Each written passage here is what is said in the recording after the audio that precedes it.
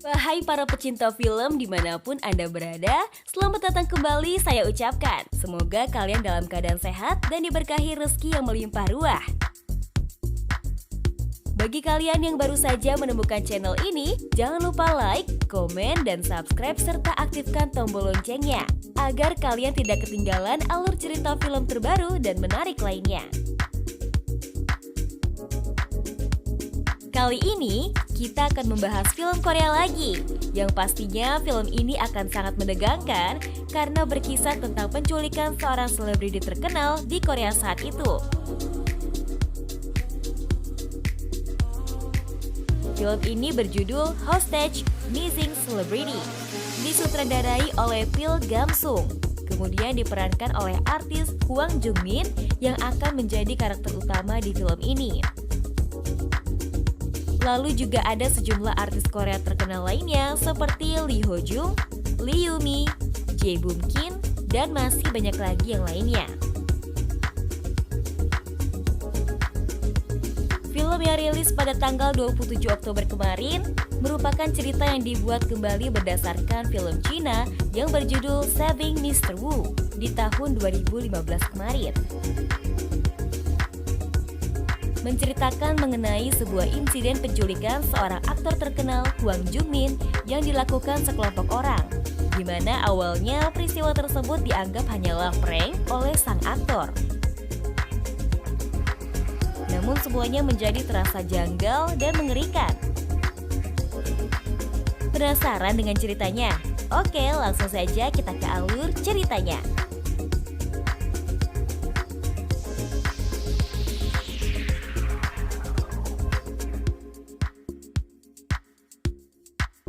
Di awal kisah, kita akan diperlihatkan seorang aktor terkenal Korea Selatan yang bernama Hwang Jung-min. Dirinya tengah menghadiri sebuah acara jumpa pers setelah pemutaran film terbarunya. Lalu setelah itu, Jung-min menemui manajernya karena merasa tidak enak badan. Dia pun berpamitan dengan manajernya. Kemudian Jung-min pun pergi dengan mengendarai mobilnya dan di tengah jalan dia berhenti di sebuah minimarket untuk beristirahat sejenak sembari meminum obat. Lalu dia bertanya kepada kasir yang sedang fokus melihat berita di HP-nya. Kasir itu pun menceritakan sebuah berita bahwa telah terjadi aksi penculikan dan diperlihatkan dua orang korban penculikan tersebut, yakni merupakan dua pekerja kafe. Setelah itu, Jung-min berniat menitipkan mobilnya pada sang kasir dan akan diambil kembali keesokan harinya. Jung-min pun keluar dari minimarket, dirinya bertemu sekelompok orang yang sedang duduk di atas mobilnya. Dia pun langsung menegur mereka. Lalu salah seorang dari tiga orang itu menghampiri Jung-min dan berjabat tangan dengannya. Pria tersebut juga meminta berfoto dengan Jung-min, tapi keinginannya ditolak. Tak lama ketiga pria itu langsung pergi meninggalkan Jung-min dan Jung-min pun beranjak pergi dari minimarket itu. Di tengah jalan Jung-min teringat bahwa dompetnya tertinggal di minimarket tadi. Ketika dia akan berjalan kembali ke minimarket, sesuatu terjadi. Tiba-tiba ada mobil berhenti di depan Jung-min dan kemudian turun tiga orang pria dengan menggunakan masker yang hendak membawa Jung-min dengan paksa. Pada saat itu Jung-min mencoba melawan, namun dikarenakan salah satu dari orang itu menyetrumnya, Jung-min pun akhirnya tidak sadarkan diri dan berhasil dibawa. Cerita pun berlanjut di mana Jung-min yang sudah sadar. Dia kebingungan mendapati bahwa sekarang dirinya sudah terikat dan berada di sebuah ruangan. Lalu salah seorang dari penculik tadi pun mulai merekam si Jung-min. Ternyata selain Jung-min ada juga korban lain, di mana korban tersebut adalah seorang wanita dan dia bernama Ban Soo-yeon. Awalnya Jung-min tidak percaya dengan kejadian yang dialaminya dan dia menganggap ini semua hanyalah prank. Tapi setelah dirinya disiksa oleh tiga orang misterius itu, seketika menyadarkan Jung-min bahwa semua ini adalah nyata. Salah satu anggota penculik itu mengancam pada Jung-min untuk memberikan sejumlah uang pada mereka. Pria tersebut adalah Ki-wan. Dia memberi batas waktu untuk Jung-min. Jika sampai jam 10 malam uang masih tidak mereka dapatkan, maka Jung-min akan berakhir seperti salah seorang korban dalam video yang diperlihatkan oleh para penculik itu.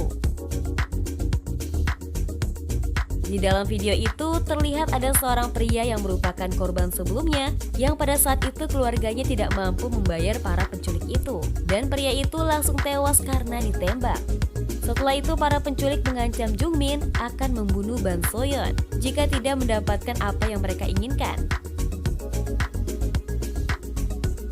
Melihat kejadian itu, Jungmin yang panik pun langsung berteriak dan berjanji akan memberikan uang sebesar 5 miliar asalkan si Soyeon ini dibebaskan.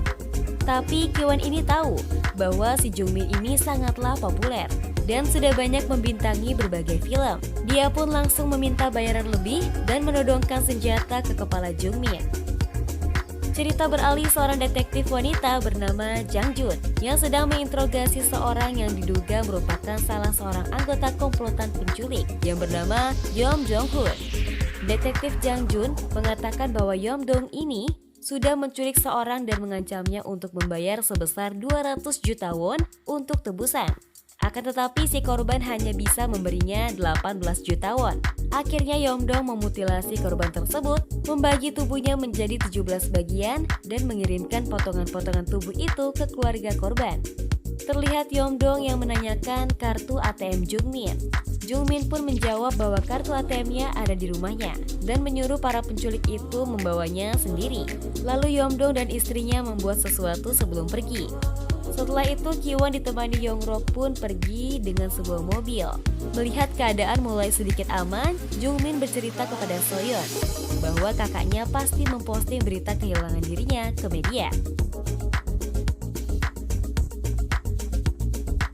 Kiwon dan Yongrok terlihat mencuri taksi dan membunuh supirnya.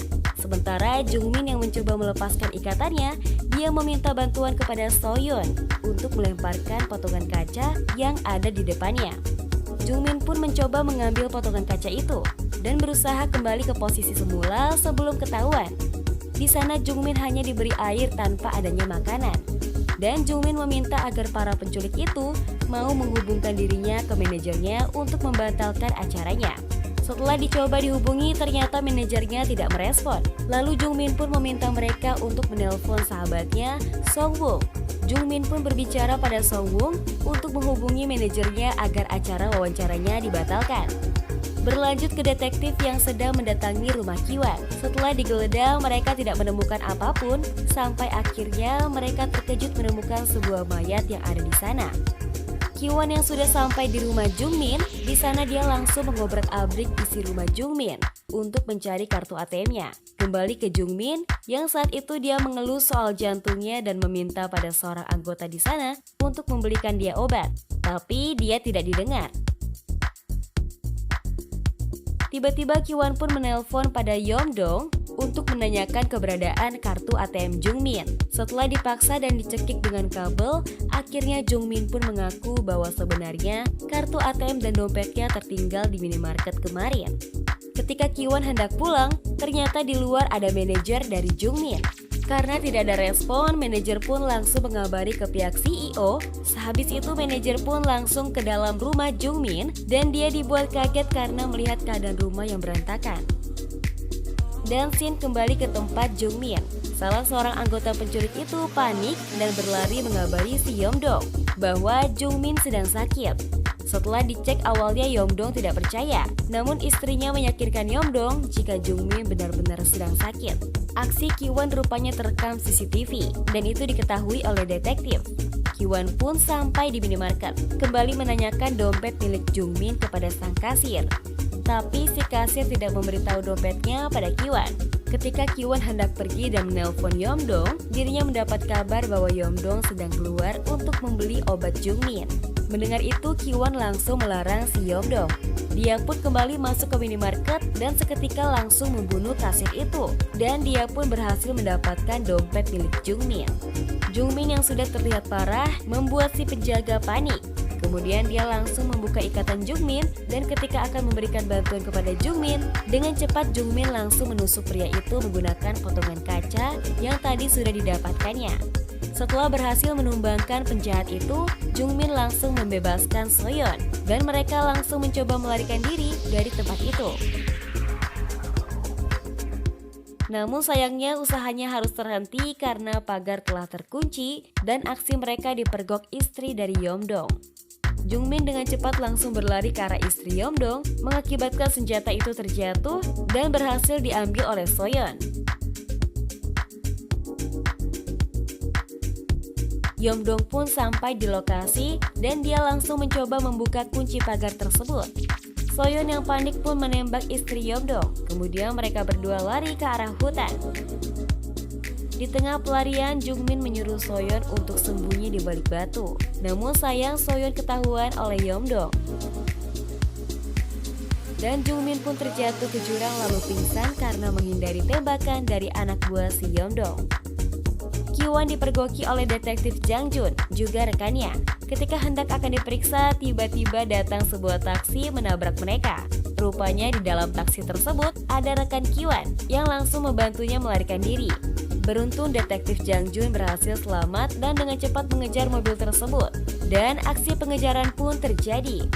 Mobil taksi tersebut akhirnya menabrak sebuah toko dan polisi langsung berdatangan. Tapi Ki-won ternyata melemparkan sebuah bom rakitan yang mengakibatkan semua orang terpental. Dia pun berhasil selamat dan lari, sementara Yongrok berhasil ditangkap polisi. Saat akan dibawa masuk ke kantor, Yongrok berteriak dan mengaku telah membunuh 2 orang pelayan kafe yang telah diberitakan sebelumnya. Dia juga mengaku telah menculik Jungmin. Jungmin pun mulai sadar dan langsung mengikat kakinya yang terluka. Dengan kaki yang terluka, dia berusaha pergi dari sana. Sementara itu, Ki-won langsung merubah penampilannya agar terhindar dari polisi. Dan di kantor, Yongrok pun diinterogasi. Tapi dia tidak menjawab satupun pertanyaan dan kemudian tiba-tiba dia tidak sadarkan diri. Jungmin yang mencoba bertahan dan mencari bantuan bertemu dengan seorang kakek. Lalu dia pun menjelaskan semuanya bahwa dia telah diculik. Akan tetapi si kakek malah mengunci Jungmin dari luar dan menelpon polisi. Polisi yang mendengar pernyataan si kakek pun tidak percaya. Di dalam rumah, Jungmin yang mengira kalau si kakek adalah komplotan Yeomdong langsung berusaha untuk mencari jalan keluar. Tidak lama kemudian Yeomdong datang ke rumah si kakek tersebut dan bertanya apakah kakek itu melihat Jungmin. Si kakek awalnya berbohong dan mencoba membantu Jungmin. Namun setelah si kakek membuka pintu rumah, Jungmin langsung memukul kakek itu. Yeomdong yang berhasil ada di sana pun akhirnya kembali menangkap Jungmin. Cerita pun berlanjut di mana media saat ini telah menyebarkan berita tentang kasus penculikan yang dilakukan oleh Ki-won dan Yeomdong. Dan kini wajah mereka pun tersebar luas di media. Kabar itu nyatanya diketahui anak buah Yeomdong dan saat itu sedang mengobati istri Yeomdong. Kemudian Ki-won yang saat ini ada di sebuah bar menelpon Yeomdong untuk berbicara dengan Jungmin. Tetapi Yeomdong tidak mau dan malah mengancam Ki-won jika sampai jam 10 malam dia tidak datang, Jungmin akan dibunuh. Ki-won pun langsung menelpon anak buah yang menjaga Jungmin untuk meminta informasi kode ATM-nya. Tapi hal itu langsung dihentikan oleh Yeomdong yang sudah sangat marah pada anak buahnya. Tidak lama kemudian Ki-won ternyata menyerahkan diri pada polisi dan pura-pura mengakui semua kesalahannya. Di sana juga ada kakek yang tadi akan membantu Jungmin, tapi polisi tidak mengabaikannya. Untungnya detektif Jang Jun melihat sepatu Jungmin yang dipakai oleh si kakek tersebut. Sementara itu, Yeomdong mengancam Jungmin agar untuk berkata akan membunuh Soyeon. Di tengah situasi mencekam itu, rupanya anak buah Yeomdong berkhianat dan langsung memukul Yeomdong hingga pingsan. Kemudian dia pun langsung melepaskan Jungmin dan Soyeon. Di saat Jungmin dan Soyeon berhasil dilepaskan, rupanya Yeomdong sadar kembali dan langsung menembak anak buahnya sampai tewas. Setelah itu Yeomdong mencoba menembak Jungmin, namun tembakannya meleset dan mengenai saklar listrik, mengakibatkan semua lampu akhirnya mati. Jungmin dan Soyeon pun langsung bersembunyi, dan ternyata di luar sana polisi sudah datang, dibantu oleh Ki-won yang membocorkan tempat penculikan itu. Namun dengan cerdiknya, Yeomdong memberikan pesan palsu bahwa lokasi penculikan sudah pindah ke tempat lain. Beberapa polisi datang ke tempat itu dan tiba-tiba seorang polisi tersandung jebakan yang sudah dipasangi bom. Tempat itu pun akhirnya meledak. Kemudian detektif Jang Jun masuk ke tempat lain dan dia menemukan Yeomdong yang menyandra Jungmin. Dia pun membawa Jungmin menaiki mobil dan mencoba kabur. Tapi ketika mobil itu mulai melaju, Ki-won datang dan langsung menembak Yeom-dong. Setelah itu, Jungmin berusaha menabrak Ki-won sampai terpental. Detektif Jang Jun bersama rekannya langsung melawan Ki-won, tapi mereka berhasil dikalahkan. Akhirnya Jungmin pun harus melawan Ki-won sendirian, dan di sini pertarungan pun tak bisa dihindari. Dengan sisa tenaga dan keyakinan, Jungmin pun berhasil mengalahkan Ki-won. Polisi yang datang terlambat tidak bisa menyelamatkan Ki-won, dan mereka langsung menyelamatkan Jungmin dan Soyeon. Cerita pun berselang 2 tahun kemudian, di mana Jungmin sedang berada di lokasi syuting bersama sahabatnya. Dan dia dibuat terkejut ketika melihat seorang yang mirip dengan Ki-won yang nyatanya itu hanya artis pendatang baru. Di sini diperlihatkan bahwa Jungmin mengalami trauma atas kejadian penculikannya dulu. Dan film pun selesai.